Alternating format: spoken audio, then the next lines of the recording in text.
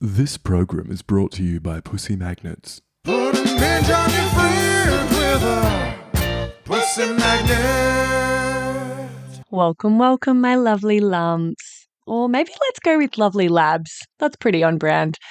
Anyway, I'm so thrilled to have you here in the Labia Lounge. We're going to be yarning about all things sexuality, intimacy, womanhood, relating, holistic health, and everything in between.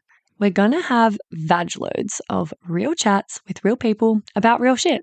So buckle up because you're about to receive the sex ed that you never had and hopefully have a bit of a chuckle while you're at it. Before we get stuck in, I'd like to respectfully acknowledge the traditional custodians of the land on which I'm recording this, the Wurundjeri people of the Kulin Nation. It's a massive privilege to be living and creating dope podcast content in Naarm, and I just want to pay my respects to their elders past, present, and emerging. Now, if you're ready, let's flap and do this. Don't panic, you're not broken. Your sex education was a piece of shit. Get your flaps out and pull up the couch. It's the Labia Lounge. Hey gang, just before we jump into this episode, I wanted to offer you an opportunity to access my new mini course for free before I start charging for it in future. It's for people with vulvas and it's quick to complete. It's all about demystifying the female body and pleasure anatomy and getting some basic fundamentals to understand your body better. It's called Pussy Pleasure Secrets, Your Roadmap to Bedroom Bliss. You can grab it on the freebies page of my website or in the show notes. It's a great little free resource to kind of dip your toe in or act as a bit of a taster for my work. So if you've ever been curious about this sort of thing and you just don't know where to start, or you want a really quick, easy, accessible, non-threatening way to get the ball rolling and start working on this stuff, this is a great place to start.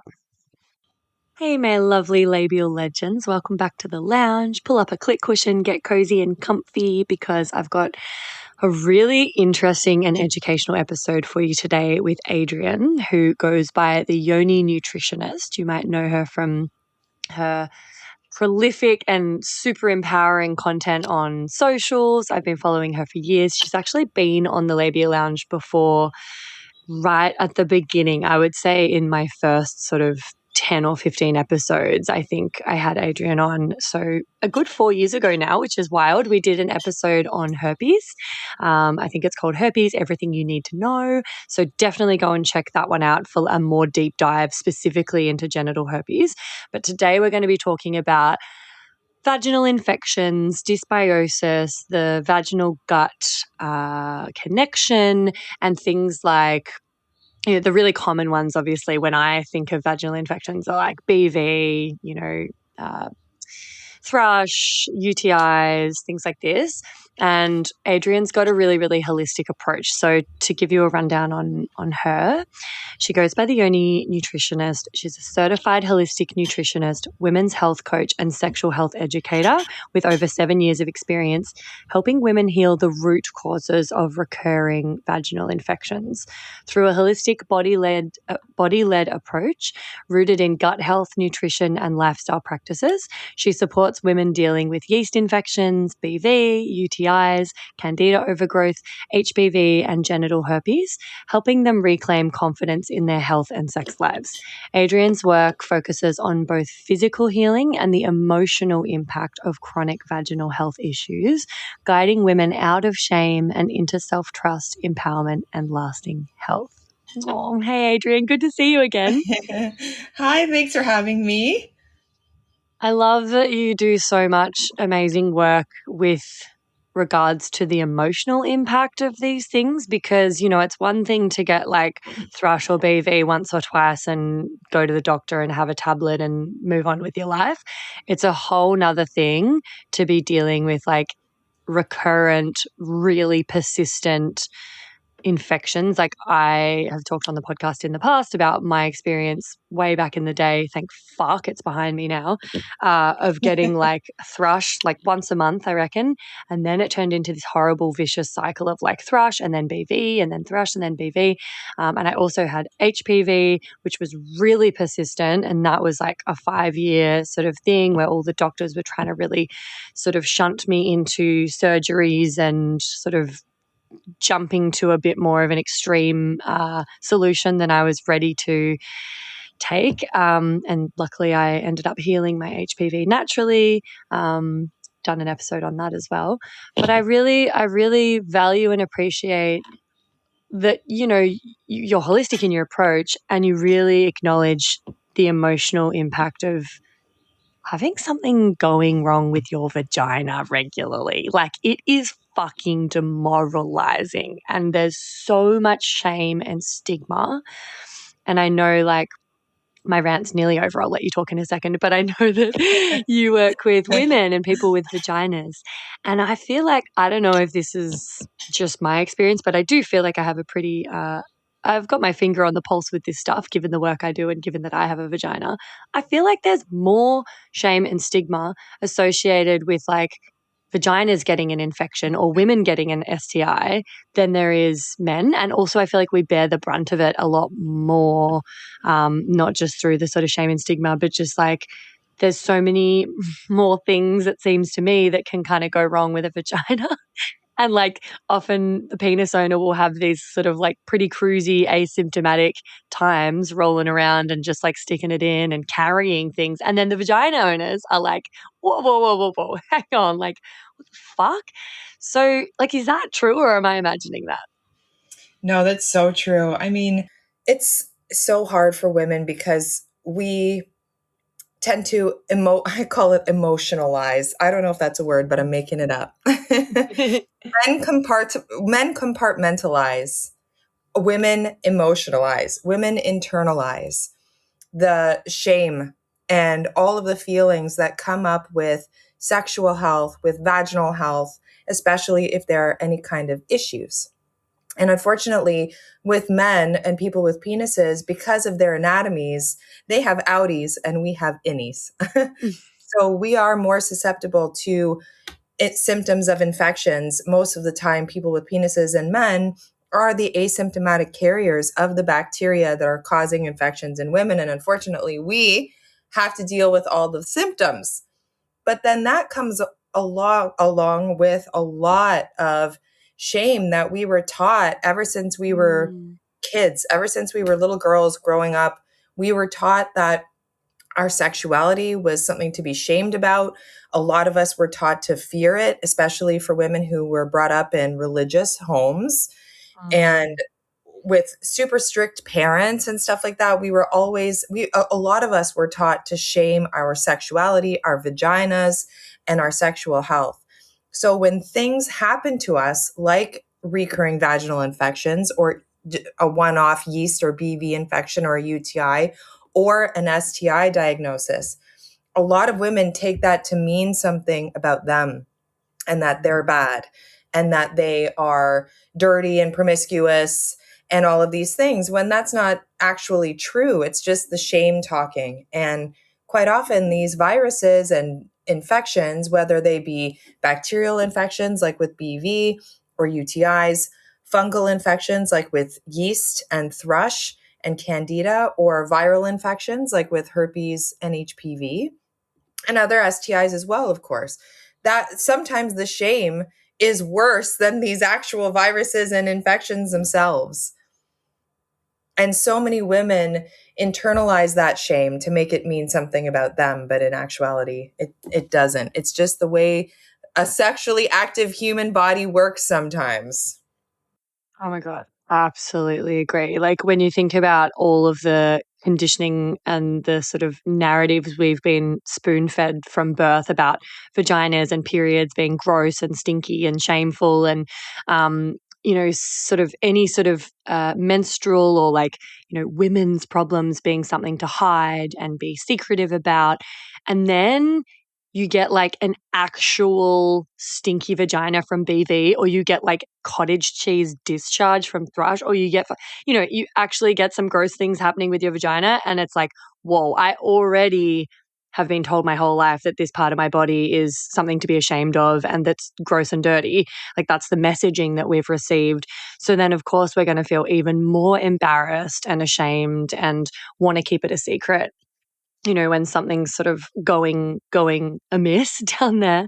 And I feel like I feel like it's just another area that the burden is on women more than the men, like with contraception, with pregnancy, abortion, like with almost fucking everything. It's Oh, like we have more shame and also more burden to deal with it alone and deal with it in silence behind closed doors because of the shame and the stigma and the reputation we may get or what people are going to think of us, or what we think, our perception of what they're going to think of us and what it means about us. What a slut, what a promiscuous, unhygienic, like all of these labels and things that we would be at risk of receiving. And actually, like usually it's, okay, maybe not usually, but often it's probably because of like an unhygienic penis or, a sort of promiscuous man that hasn't gotten tested as frequently as he probably should be and isn't as good at communicating about, STI status and things like that. So I just feel like it's another area where there's just this really disproportionate and unfair burden on women, and we cop the consequences, I have so much to say about this. The unfair, you nailed it. It is unfair that we have to deal with, first of all, the physical symptoms and then the treatment, which are, as you know, a fucking pain in the ass. And Because expensive. It's expensive. It's uncomfortable. It takes you out for like a week or two. And then, of course, like, I don't know about you, but when my vagina doesn't feel good, I don't feel good.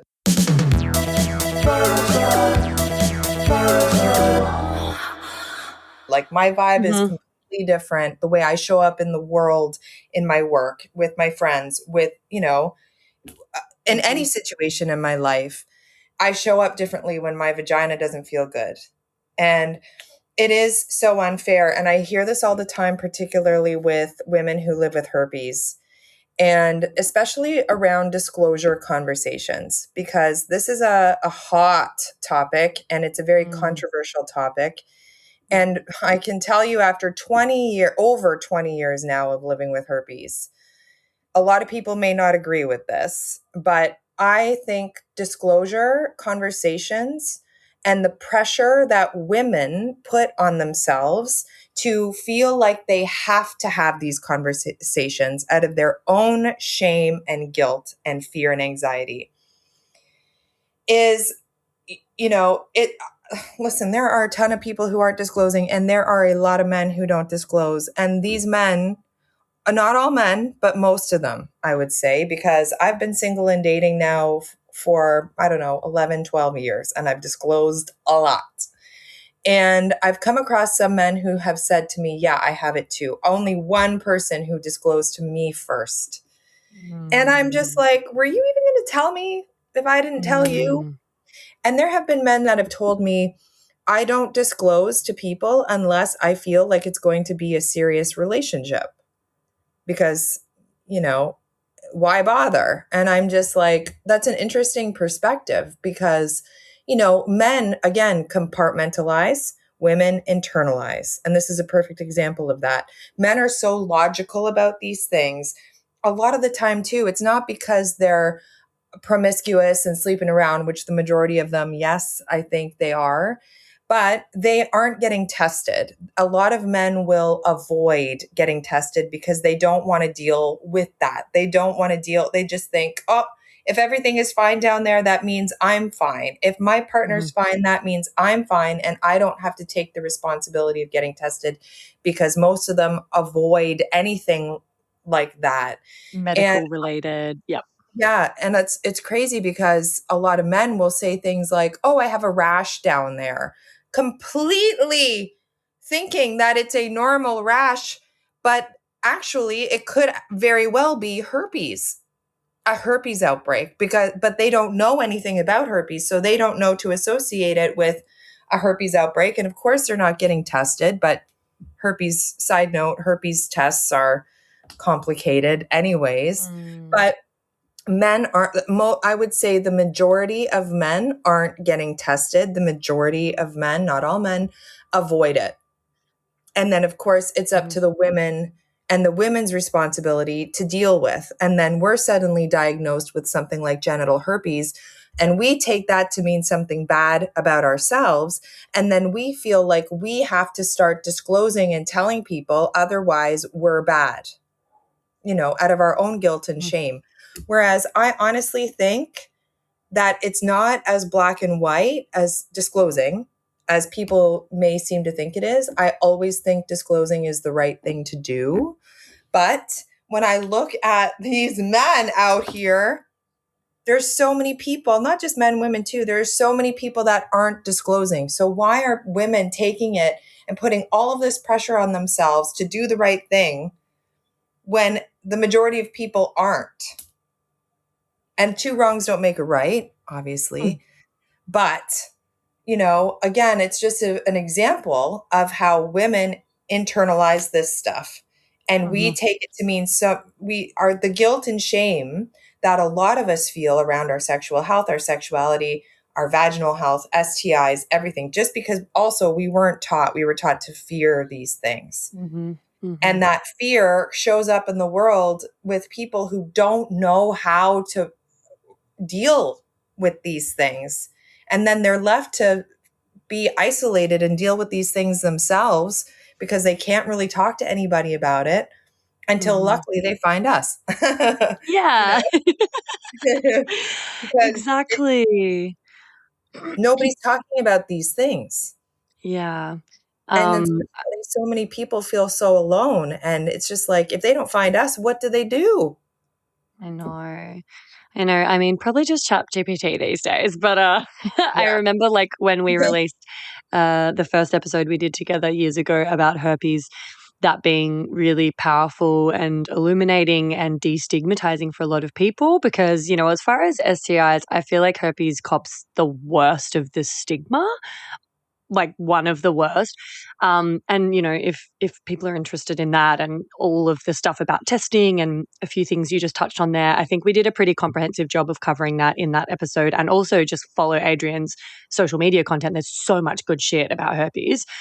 For this episode, I wanted to talk a little bit about, and I've sort of covered this in the past as well, but I feel like we'd have more of an updated understanding now about vaginal dysbiosis, about bacterial imbalances in either the gut or the vagina or both, and where the connection lies, and, maybe some common misconceptions that people might have that we can dispel around the root causes of things like candida overgrowth, bacterial vaginosis, UTIs.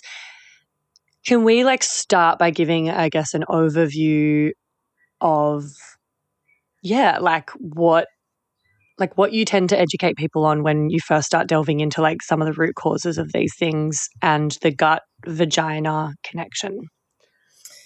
Ooh, this is a good topic. I know it's big. It's a big one. It's a big topic. And it's one that a lot of people don't understand, obviously, because we weren't taught about any of these things. And it's one of the most complicated topics because there's not a lot of scientific evidence around these things. I can tell you this from a lot of the patterns and my education, obviously, as a nutritionist, but the patterns that I've noticed over the 7 years that I've been doing this work, as well as my own research, what some of the things that are connected to recurrent vaginal infections are in the body, because they're physiological responses that are happening in the body in the background that are triggering these infections. I mean, these things just don't happen out of nowhere. And this doesn't necessarily apply to one-off infections. Like if you get a yeast infection once a year when you're sitting in a wet bathing suit for too long, that doesn't really apply here. This applies to what I call recurrent infections. And for me, recurrent means 3 or more a year. Because that's when especially if you're dealing with multiple infections. Like I work with so many women who live with herpes and they're getting BV and they're getting yeast, or they've had ureaplasma, mycoplasma in the past. And because of the antibiotics, now they're getting yeast. And then sometimes they get BV. Like it's a combination of a bunch of different things. And that's when it goes much deeper than your vaginal health. And what I've learned is it's connected to a couple of different physiological responses that are happening in the body, which are immune system suppression, nervous system dysregulation, hormone imbalances, blood sugar imbalances, and of course, gut dysbiosis. Hey, baby babes. Sorry to interrupt. I just had to pop my head into the lounge here and mention another virtual lounge that I'd love you to get around. It's the Labia Lounge Facebook group that I've created for listeners of the potty to mingle in. There you'll find extra bits and bobs like freebies, behind the scenes, or discounts for offerings from guests who have been interviewed on the podcast. There'll also be, hopefully, inspiring, thought-provoking conversations and support from a community of labial legends like yourself.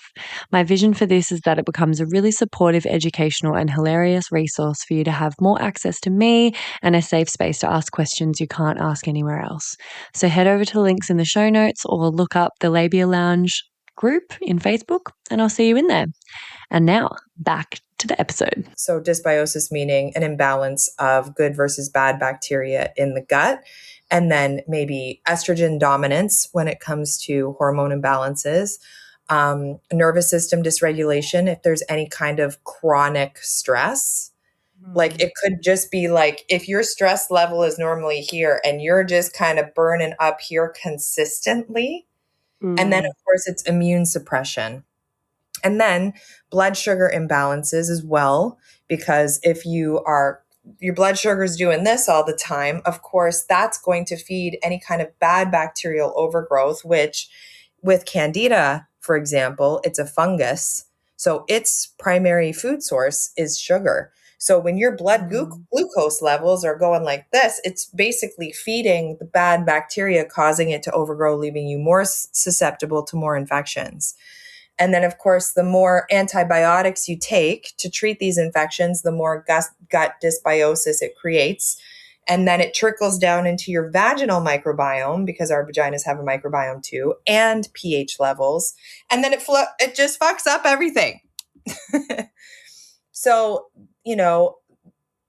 what I specialize in with a holistic approach is understanding what an individual's root causes are, what's going on in their life, what's their diet like, what are their stress levels like, what's going on in their lives, and then we work backwards from there. And then this is why your diet is so important, because the first thing that needs to be addressed, if anybody is experiencing any kind of chronic health issue, but especially chronic vaginal health issues, is the first thing that needs to be fixed is the gut.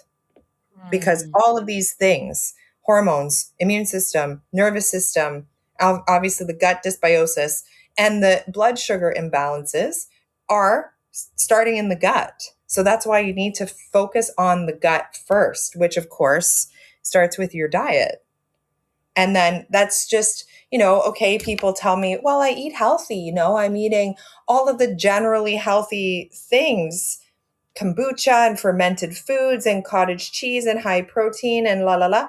And I'm just like, majority of the time when women are struggling with recurring infections and come to me and they tell me what they're eating, I'm just like, girl, because what we think is generally healthy for us may not be healthy for our bodies, especially with recurring infections, because of the physiology behind it all, as well as previous health history growing up as a kid. If there were any kind of long-term antibiotic use, long-term oral birth control use, chronic stress as a kid, childhood trauma that hasn't been resolved, a diet high in starches and sugars or alcohol. That was me when I was a kid growing up in a small town in Canada. I mean, my diet in the 90s, my diet was basically sugar, carbs, and then as soon as I became a teenager, alcohol. So just nuked your microbiome. Yeah. So we forget that we don't even think about what happened to us. Like our gut microbiome growing up will affect what our adult microbiome is like. And actually it's interesting because I'm putting out a post about that this week, because some of us has completely wrecked our gut in our late teens, early 20s, and then into our 30s and 40s, suddenly we're getting all these issues. But Mm. it's not because you're dirty or promiscuous or all of these terrible, like internalized, shameful reasons. It's actually physiological responses in the body that are telling you, Mm. hey, I need some help. Mhm. And that's when somebody like me comes in to help you understand that, because your doctors aren't going to help you with this. They don't get any nutrition training. I think they get No. like an hour. I don't know. Mm. Yeah. They don't, they're missing the biggest piece of the puzzle, which is healing the root causes. Of course, treatment is necessary. We need our medical system, like going through the whole HPV process. Like, you need the medical system. We need medication. We need antibiotics to treat bacterial infections. You don't want to fuck around with so many women when they come to me with recurring BV think that I'm going to be the be all and end all cure all of their BV infections. I'm like, no, you have to take the antibiotics. But what I do is more for management and prevention so that the Mm. infections don't come back. We need Yeah. both.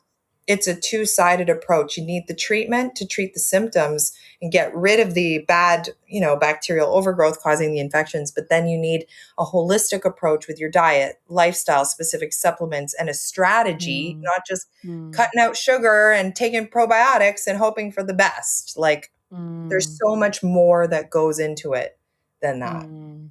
Yeah. Yeah, it is a big wide world when you start trying to do gut healing protocols and killing off the overgrowth of the bacteria you don't want so much of, and repopulating the bacteria that's been suppressed by the, like, it's so involved. And I've also found doctors just honestly don't know shit about it. And to be honest, they probably like are partially responsible for setting us up for failure when they've put us on antibiotics unnecessarily or too regularly. They've put us on hormonal birth control really young. Like, I love that you mentioned that, because I don't think a lot of people realize that hormonal birth control is bad for your gut health and can contribute to a higher incidence of vaginal infections. Like, there's things like this that people just don't even realize, and doctors definitely don't give a fuck about. And you know what's crazy is I'm in Bali right now, and I was sitting in a cafe the other day, and I was talking to a girl about how she found this cleanse on on social media, I think TikTok. She's doing an egg cleanse where she's eating 6 eggs a day, and that's it. Meanwhile, she's talking to me and she's smoking a cigarette, Oh my God. drinking coffee, and I'm just like, girl, oh my. And Oh, this is the thing, like, we weren't taught not only about our sexual health but about how to eat.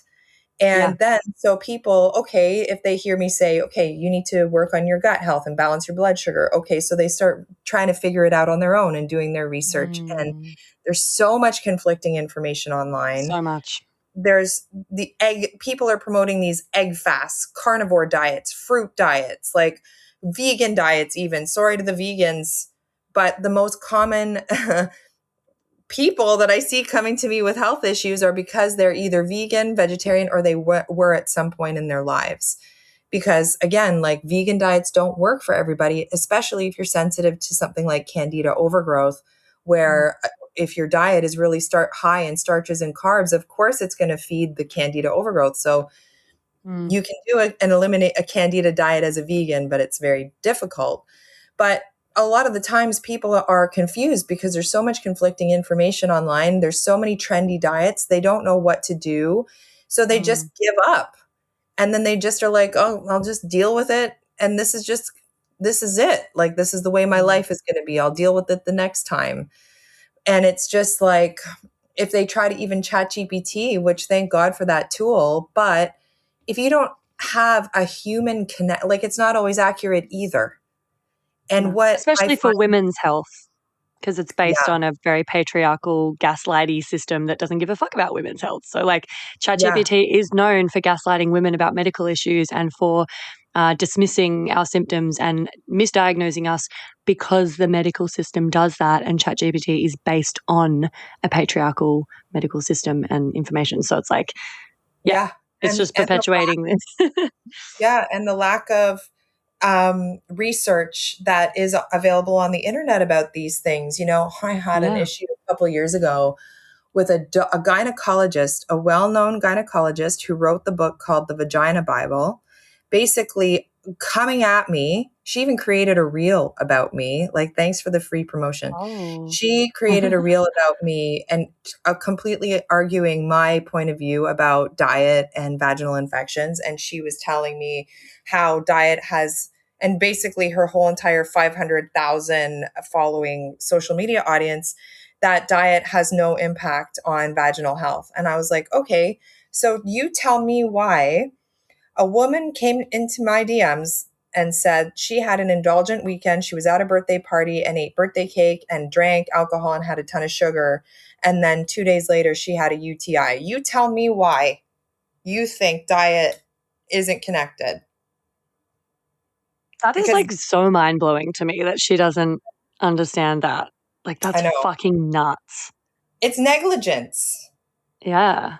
And it's Yeah. borderline like negligence. And when I started the Yoni Nutritionist 7 years ago, and when I first was going through my healing journey, which led me to become the Yoni Nutritionist, I was so angry at our medical system for so long. And they lost a lot of my respect and trust because literally I was struggling with these recurring yeast infections when I had candida overgrowth, and I had all these other weird symptoms in my mid 30s that had never happened to me before, like cystic acne on my face so bad I was afraid to go out in public, the sinus infection that wouldn't go away, like chronic fatigue.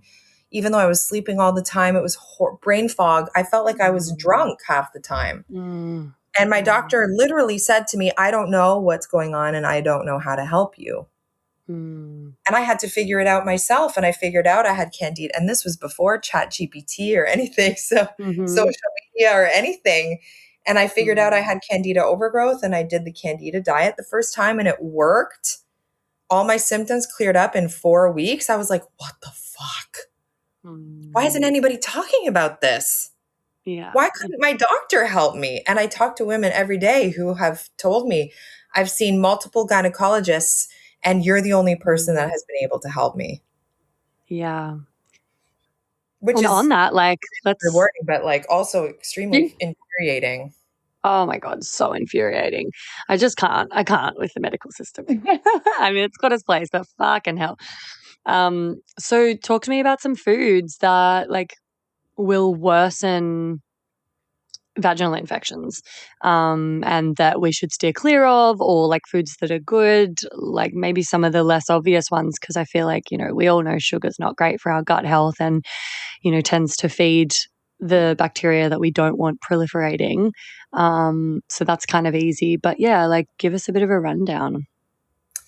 Yeah, everybody always asks me, what are the top 3 worst and top 3 best to eat? Obviously, the first worst is sugar. I think that's obvious. But it's not just, it's what it does in the body in the background. Oh, another one that I forgot to mention when I was talking about the main root causes of vaginal infections is inflammation.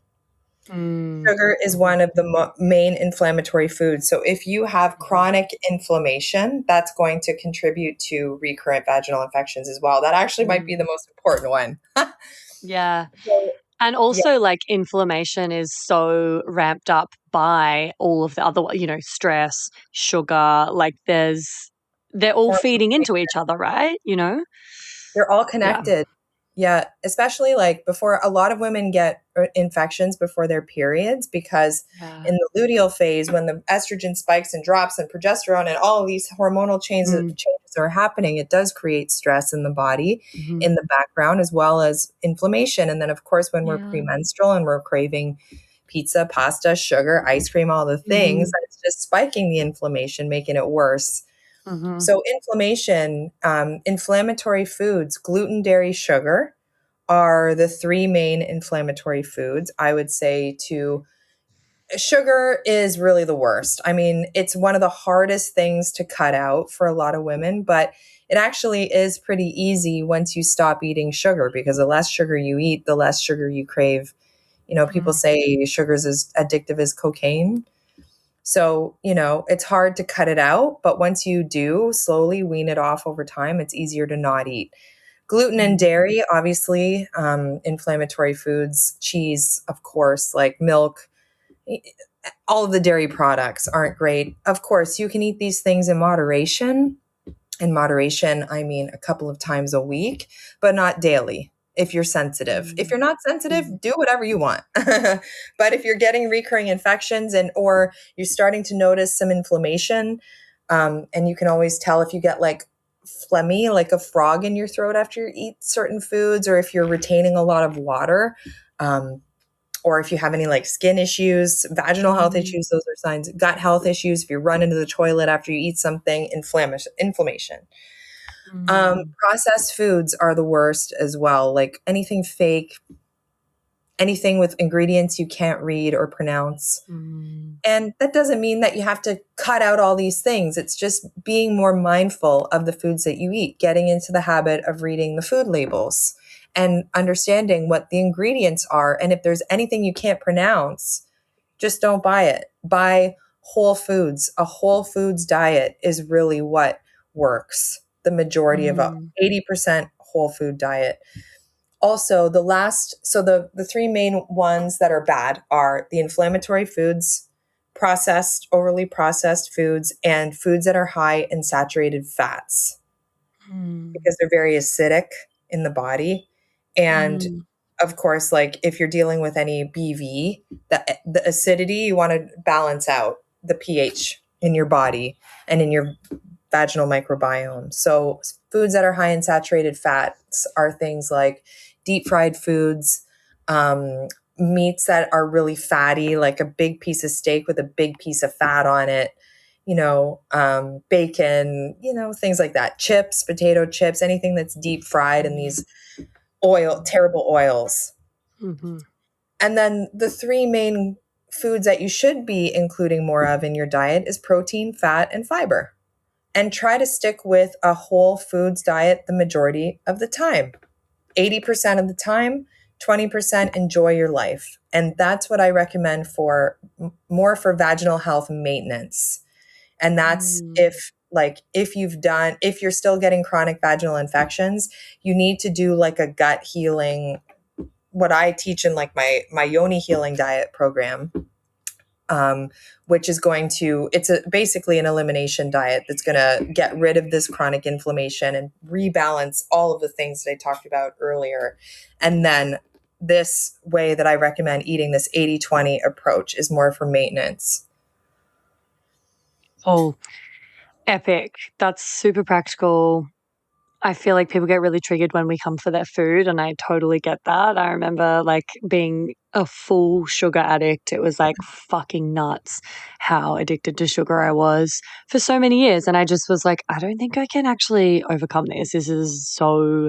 I'm so compulsively like needing to eat sugar. And, I knew that it was the candida overgrowth that was like craving that sugar and everything, but it had just been years of like eating copious amounts of it. And it seemed so impossible that I would ever be able to have a savory meal, especially in the evening, and not like intensely crave sugar afterwards. Like it was so present in my world. I just couldn't even fathom what it would be like to be free of that. It actually felt really disempowering, like a total addiction. And over the years, like, because I got real deep into gut healing and had to go on some like big ass protocols and spend a lot of time and a lot of money being really onto it and quite strict. And eventually, like when I guess I must have healed my gut health enough. These days, I still enjoy sweet things and sugar, but it's like it tastes different to me and I don't crave it in the same way almost ever. If I do let it creep back in, I notice that it doesn't take long for me to start like getting that like daily craving after I eat like dinner. But then, yeah, I don't know. It's nowhere near. It doesn't have like this hold over me anymore. And I'm actually kind of stunned because I didn't think that was possible for me. That's how powerful it was. for years of my life. And yeah, now it's kind of like I'm free of it. I don't crave sugar in the same way. And if I do, I have a little bit and then I feel sick if I eat too much. I can't smash a whole tub of ice cream or a whole block of chocolate anymore, like I was doing at least once a day for years, you know? Yeah. Oh, it was actually insane. I would get like a liter of ice cream and like chop up a block of chocolate and put like deep fried banana chips and nuts and stuff on top of it. And I would like eat that every night. Yeah. It was nuts. Oh my No wonder God. I had, yeah. But then actually, when I really, really was struggling the most with recurrent thrush and BV and gut health stuff, I was vegan. It was when it was in a period of my life where I was a vegan for like 4 years and I was really into like biohacking and health. And I became kind of almost, you know, it was borderline orthorexic when the way I was thinking about like food and water and fucking microplastics and everything being bad for me. And the stress of that and the inflammation in my body from like a vegan diet, and just food seeming stressful and not enjoyable anymore because everything was bad. Like Mhm. that was doing way more damage than anything. And so, yeah, I kind of caught that. And it was really interesting when I actually just reverted back to eating the kinds of foods that I ate growing up, really simple meat and veg type meals. I don't know. It's like that's what my body is designed to like thrive on. And I haven't had, I haven't had thrush or BV in years. I haven't really had any issues, which could, I was dealing with like some pretty major health stuff for, I would say like 8 years. It was a long, long time. And it did feel completely demoralizing. Like I would never, ever, ever be okay again. I'd never be free of it. That reality seemed so out of reach for me. I tried so many different things. And then it just became more and more stressful to like restrict and limit and pay attention to food. And like I went so far in that direction that it just became unhealthy in a different way. So yeah, I just threw it all out. Threw out all of the attitudes towards like food and restricting and this and that, eventually. And yeah, focused on like what I was putting in, like putting good stuff in rather than being too stressed about like, yeah. But I also don't drink alcohol and nowadays I don't really crave sugar. Like and I'm also celiac, so I don't eat gluten. So I Mm. kind of have a head start with that. And I stopped being vegan and yeah, I'm very happy to say that I've sort of overcome that now, thank fuck. It That sounds like it was a really nightmare. changed your relationship with food, which is Mm, one of the things that what I teach. And, I really hate restriction. I hate restricting myself because I'm a huge foodie and I love to still have some wine here and there. Like I love mm. a nice glass of wine with a meal and a glass of wine on the weekends. Um, and I can do that now without any kind of issues. But Yeah. before I couldn't. And I work with a lot of people who, have a history of disordered eating. And it's really, really hard for them mentally, Mm, when they are going through something like an elimination diet and they feel restricted. And I always try to teach them, like, what is it you notice when you feel like you can't have something? And of course, like, it's so hard when you have a history of disordered eating to get into that like mm. self-awareness and in touch with that. But it would teach you so much, just kind of like how you learned. Like you almost were orthorexic at one point, and me too.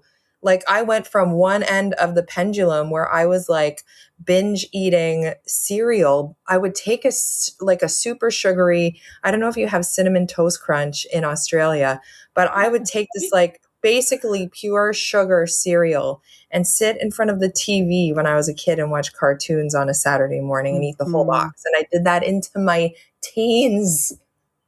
Yeah. So yours was the tub of ice cream. Mine was an entire box of like the sugariest cereal in Canada. And Oh, with wondering milk. why. And yeah. And then I used to like kind of binge eat and hide in the closet and like take little things with, like, I almost was borderline, eating disorder. And then when I started figuring out this was bad. And I went to the complete other end of the spectrum where I was also vegan for a little bit of time, and just trying to, do all these things, trying to figure it out myself and without a plan, and it really does take a level of self-awareness to be like, I can't do this anymore and change, because a lot of people prefer to stay stuck in their old habits because it's also very comforting emotionally. Like for a lot of women, we're emotional eaters, and take away those comforts, and people just freak out mentally. Like you actually don't need the things that you think you need. And I see this all the time with my clients. They're freaking out about having to give up coffee for a little bit, and wine and chocolate and cheese and bread. And I'm just like, trust me, you don't need those things as much as you think you do. But in that moment, they're freaking out because they're like, how am I going to live? And then they do what you did, like completely change your diet, cut out all the crap, stick with the whole foods, start learning about foods that work for your body. And that's when things start to change. But it really does take to getting to the point. It was me too, like with this candida I had for a year, I thought I was eating healthy. And when I did the elimination diet and I went cold turkey and I cut out everything, because I got to a point where I was desperate. I was like, I will do anything. I'm ready. Like, you have to be ready for that change. Otherwise, if you do it half-ass, it's not going to work. Excuse this quick interruption. I'm shamelessly seeking reviews and 5-star ratings for the potty because, as I'm sure you've noticed by now, it's pretty fab. And the more people who get to hear it, the more people I can help with it. Reviews and ratings actually do make a big difference to this little independent podcaster. And it's really easy to just quickly show your support by taking that simple act of either leaving 5 stars for the show on Spotify, or even better, writing a written review and leaving 5 stars over on Apple Podcasts. Or if you're a real overachiever, you can do them both. That would be mad. If you're writing a review, though, just be sure to use G-rated words, because despite the fact that this is a podcast about sexuality, words like sex can be censored and your review won't make it through the gates. Lame. Anyway, I would personally recommend doing that right now while you remember, just to get on top of it and let me know you're with me on this journey. Thanks, gang. Enjoy the rest of the epi. Yeah, totally. Yeah, and it's a temporary effort and limitation for like long-term gain. It was intense for a period of time, and it was definitely difficult, especially I think a lot of people increasingly find it really difficult to do things like food shopping and food prep and cooking whole meals, and we're all just really burnt out and really struggling. A lot of executive functioning is suffering. There's a lot of autistic burnout starting to happen as people get late in life diagnoses and realize they've been masking their whole fucking life, and then they have regression of skills, and so feeding themselves is difficult. Like, I'm in this. Like, I really understand that it's very, very hard. And that's why I think it's so important to just hire someone like you to hold your hand and give you a game plan. It's too difficult trying to cobble together a strategy from everything you find on the internet. There's too much conflicting information, and every body is different. Like your gut microbiome will need slightly different foods and things to the next person. But nowadays, like, because I did put in the effort for a decent chunk of time, I can now get away with, it's like you can have wine now. I can eat almost whatever I want, as long as it's like, not every day. And I don't have any issues, which is just such a relief. And I don't crave the same stuff to the same level. But I'm wondering, like, what, I know it's slightly sort of off topic, or it's adjacent, but I know you talk about the correlation between genital herpes and BV. And I'd love to hear a bit about that. And just like in general, some learnings or intel that the science is only just sort of figuring out in recent times, because we haven't spoken on this podcast for years. And I know there's like more research on women's bodies coming out, and historically there hasn't been heaps to work with in terms of research. So, like, what are some things? I mean, definitely talk about the genital herpes and BV connection, but yeah, maybe if anything else springs to mind that are like new discoveries that we didn't know or understand until pretty recently. Well, to me, it's crazy how BV was just classified officially as an STI last year, 2025. It's like, okay, thanks for the obvious. Like, but with the genital herpes and BV connection, this is just, I have done some of my own research, but the research is still, what's the word I'm looking for? Inconsistent enough that, like, I can't say that this is scientifically proven. You know what I mean? Mm-hmm. What I can say is, out of the 7 years of experience that I've been doing this work, I have noticed a correlation between women who have genital herpes are more susceptible to recurrent bacterial vaginosis. And there's a reason for that.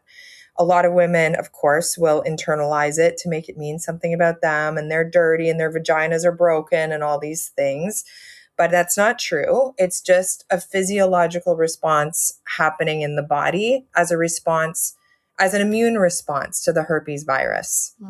So what happens when the herpes virus activates in the body and in the vaginal microbiome? It causes something called viral shedding. And if you live with herpes, this is very important to know because this is when it's transmissible. It's also sometimes asymptomatic, this viral shedding. And sometimes you can low-key feel it, but the majority of the time you can't. And viral shedding will sometimes show signs and symptoms of like nerve pain, tingling in the area where you normally get an outbreak. What feels like you might have a BV or a yeast or a UTI infection coming on, but it never really full-blown comes into an infection, but you can feel some kind of like inflammation, irritation down there. Something just doesn't feel right. Maybe you feel tired, maybe you have a headache. These are things that are also called prodrome symptoms, which are symptoms of an outbreak coming on without an active outbreak being present. And this is when the herpes virus is active and can potentially be transmitted during this time. That's why when they say herpes can be transmitted asymptomatically, it's during these phases when it can potentially, not always, be transmitted asymptomatically. But back to the BV connection, with this prodrome and viral shedding and the changes that happen inside of your vaginal microbiome during that viral shedding because of a suppressed and weakened immune response, as well as potential nervous system dysregulation if you're stressed out, can create BV symptoms and infections. The dysbiosis in your vaginal microbiome, the imbalance in pH that this viral shedding causes is what causes BV to come back. And unfortunately, BV is a stubborn ass bacteria. Gardnerella vaginalis is a real bitch. And it's really a sticky bacteria that'll latch onto your vaginal walls. And sometimes antibiotics doesn't get rid of it fully. So a lot of us women who we've gotten BV in the past, sometimes it can go away and never come back. But for a lot of women, it can come back quite frequently. In fact, I think the statistics say that it comes back, 50% of BV infections come back within the first year. So if you have genital herpes and BV, they can kind of work hand in hand. So this is why women who live with herpes, genital herpes particularly, are more susceptible. It's very common for them to have BV symptoms as well as yeast. It's the same thing with yeast. Like I used to get what would feel like a yeast infection always before an outbreak. Oh, that sucks. That sucks. Really kicking you while you're down, isn't it? Really. I mean, we have to deal with so much as women. But again, it's so important to remember if this happens to you, to not internalize it, to mean something bad about you and your body is broken. No. It's No. just a physiological response in the body as a result of an immune dysregulated response. Mm. And that's Yeah, when you and go, okay, sorry. like what's going on with my immune system? What have I Yeah. been doing lately? Have I been not sleeping lately? Am I stressed out? Am I not taking good care of myself? Do I need to eat better? Is my inflammation up? What kind of supplements am I taking? What's my lifestyle? Yeah. Root cause Yeah. stuff. Am I around my period? Like, what's going on? Why is this happening? Mm. Yeah, which is pretty fucking annoying and unfair that we have to think about all of those things and monitor and maintain, balance in all of these areas. And I just feel like most of the time people with a penis just never even have to worry about that or think about that. It is, Um, yes, but it can be such a gift because it yeah. really makes you, kind of forces you to become more self-aware and learn about your specific patterns and triggers and learn how to take better care of yourself. And that is a gift. It's a pain in the Yeah. ass. But at the end of the day, it is such a wonderful learning experience when you can learn more about your body and take that shame away and just be like, I'm a fucking human. I'm a woman and I have a vagina and it's complicated. And the Mhm. more you avoid it is the more you're going to fear it. The more you embrace it and learn about it and actually do the work around it, the more empowered you'll feel. Yeah, and we are encouraged to be so disconnected from our bodies in this society. So I think anything that sort of forces, and I talk about like PMS symptoms in this same way. It's like it's a barometer for health. Sure, maybe it's your vagina like forcing you to pay attention and actually do something about it. But it's good for your overall health on so many other levels anyway. So it's kind of just a good excuse and a little nudge in the right direction to actually start taking a more hands-on, empowered approach to your health and taking ownership and accountability over that. And it's never going to end up a bad thing if you're paying more attention to like what you're eating and your lifestyle and your stress levels and everything like that. So yeah, I totally agree that it's still a net positive thing to start working on. Tell me a little bit about the rebound effect, because I know this really frustrating cycle of like, doctors just giving you um, maybe some antibiotics for the BV, and then it sort of like knocks it on the head for a little bit. It suppresses it, but like it never fully goes away. And, maybe let's introduce the concept of biofilms and how, some of these like sneaky little buggers have just gotten really good at like hiding out in the vagina and then flaring back up again, so that it feels like anything that the doctor gives us doesn't actually like root it out. Yeah. It's really hard with antibiotics because the more antibiotics you take, the more susceptible you are to further infections because of how the antibiotics just wipe everything out, good and bad. So I just had to take antibiotics, for example, to treat an infection. And then I got a really bad cold right after because my gut just was a mess. When it comes to things like biofilms, it's hard for me to give generic suggestions or advice on that because it really comes down to the individual and their health history. And also, I firmly, I firmly don't believe in just a supplementation approach. Like you need both the diet and the supplements because a lot of people will just avoid doing anything with their diet because it's too hard and all the emotional attachments to food and everything we talked about earlier. And they'll just take a pill hoping that that will be the be all and end all solution. For example, biofilms, probiotics, other supplements that they think that are going to help, which may help, but they're not really going to do the job if you don't cut out the other noise that's going on in the background physiologically. So it's hard for me to say, yeah, take 250 milligrams of biofilm supplements a day and your symptoms will improve. I can't say that or guarantee that because I can't recommend anything like that without a dietary approach. Of course, taking probiotics with the right strains of probiotics inside of a probiotic is very important, especially if you're dealing with recurrent BV.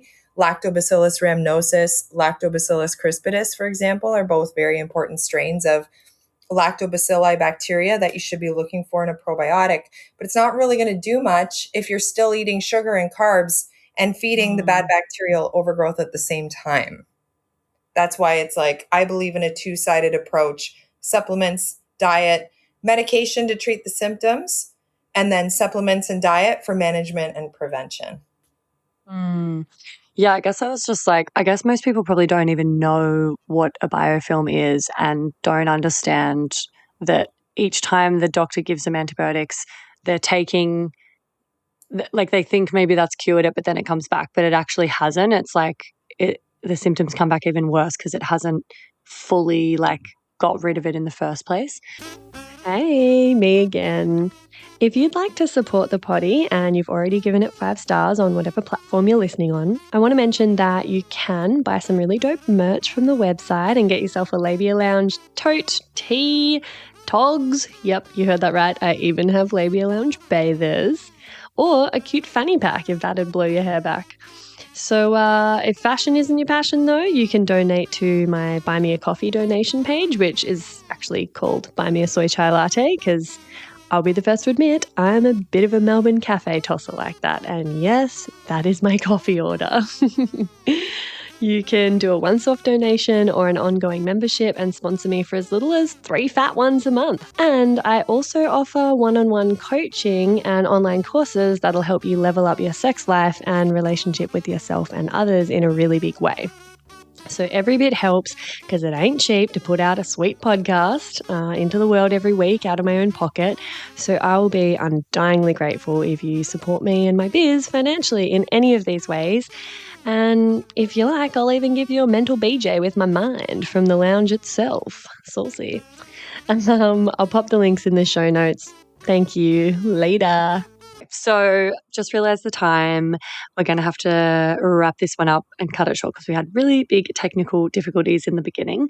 Is there anything you want to kind of just leave listeners with to tie a bow on this? And if you do have time and you can be bothered, feel free to pepper in a TMI story before we wrap up. TMI story. I think for anybody who's listening to this and who's like, yes, this is me, I need to do something about this. Maybe I need to make a change. Maybe I need to change my diet.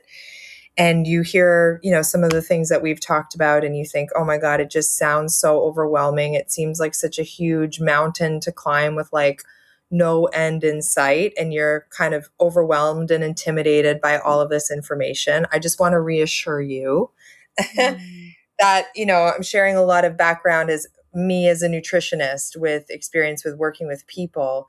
What I do with people who work with, that's why I suggest it's so helpful to work with somebody like me who can teach you so you don't have to think about the overwhelming whys.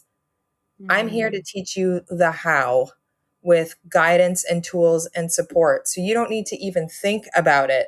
All you got to do is do it. And that's the easy part. Well, that's the hard part, but it's easy. I mean, it's not as hard as you think once you get over it's like going back to the gym when you haven't been to the gym in a long time. It's like, you have to do it. You got to start somewhere. But then when you go, you're like, oh, that wasn't so bad. And then you start building momentum when you go more, and then you start getting results, and then you build even more momentum, and it becomes you want to go, not because you have to go. And it's the same thing with your diet. And this is why working with somebody like me is so important, because I teach you the not just the what, but the how, to help you get proven results that have worked for me and the thousands of women that I've helped. You don't have to figure this out on your own. I've made it my full-time job to do that for you, so that I can help you get results faster and take the thinking out of it. Okay. So essential. I feel like having someone hold your hand and just like lay out a game plan and hold you accountable. It's like having a personal trainer at the gym, like so valuable and so worth it. If you've been battling with this for a long time, like maybe it feels like a barrier to hire someone and actually finally look at it and roll your sleeves up and get stuck in. But like you could be setting yourself up for the rest of your life to just be free of this bullshit. And so I highly recommend following Adrienne's work. She has all different offerings and programs, and yeah, you can work with her one-on-one as well. I'll put all of the links in the show notes, and would highly recommend going back and listening to the herpes episode as well, because she's such a wealth of knowledge. Yeah, and I know you've got to go, but yeah, if you did have a minute for a TMI story, great. If not, let's hang up. That's so fine. TMI, we love it. Said TMI, we love it. TMI story. I've dealt with all kinds of chronic vaginal health issues ever since I was 15, 16 years old. And for the first time in my life at 44 years old, just recently, I got diagnosed with chlamydia after a sexual experience that I had in Bali that ended very, very badly. But I got chlamydia and BV. And it's been a month since I stopped the treatment, and I still have watery discharge. In fact, right now I can feel it. And it's just been a mental, it just was, to be honest, the chlamydia symptoms were a walk in the park compared to some of the other shit that I've been through in my life with my vagina. And, antibiotics, it goes away. Great. The BV was a bit more of a concern because of the recurrence, so sensitivity of it. But it reminded me of how women feel when they first get diagnosed with an STI, because I didn't feel dirty or promiscuous or anything like that. I just felt violated. I felt like my privacy was my most intimate area was violated. And that honestly took a bit. I was more emotionally affected by that than anything, because it kind of wasn't just the chlamydia. It was the way this guy, he was an avoidant and completely ghosted me at the end, and just completely, he was an asshole. But, it really took a little bit of my light there for a minute. And it was hard even to show up in my work and be that person that's confident and in my sexuality, because I felt like I just wanted to crawl under the covers and hide for a little bit. Not because of the shame, just because of the violation I felt. Like a part of my light was kind of taken away for a second, and that I had to grieve that for a minute. Oh my God, I so get that feeling as well when, it's one thing to get an STI from, a really lovely person that's doing plenty of aftercare and communicating really well and that you still have a relationship with or whatever. It's a total other thing when you are dealing with symptoms, unpleasant symptoms in your vagina, and going to appointments and trying to fucking sort it out long after that person has ghosted and abandoned ship. It's just what the actual fuck? This is so unfair and violating. So I'm so sorry that you've just been through that recently, and thank you for sharing so openly, because it's a pretty relatable experience. But these things are always lessons, and it taught me a big one, and it just reminded me of how women feel when especially when they first get a diagnosis, but even with herpes, it's because, and HPV too, it's because they're lifelong things. You could go for years with feeling fine, and then all of a sudden something happens, a symptom, suddenly you have a new partner and you have to, all this stress comes out, and all of these feelings come up, like what I just went through with the violation and the feeling like you're kind of grieving the version of you that was before, you know what I mean? And that the light that kind of dims for a second, and it helps me be able to relate to women better, because I just went through that, because my herpes and HPV diagnosis happened over 20 years ago. So it's been a long time since I felt like that. So this was I was like, wow, thanks for the reminder, universe. Okay. And it just helps me to be able to better help women who are going through the same thing, and help empower them through it and coach them through it, because it's fucking hard, especially dealing with it alone. Oh God, yeah. Yeah, not a nice feeling. Oh, thank you so much, Adrienne. I just really appreciate your honesty and vulnerability and, your knowledge about all this stuff. Everyone go follow her work. I'm going to let you go now and get on with your day. Appreciate you. Thank you. Thank you so much for having me. This is great. And that's it, darling hearts. Thanks for stopping by the Labia Lounge. Your bum groove in the couch will be right where you left it, just waiting for you to sink back in for some more double L action next time.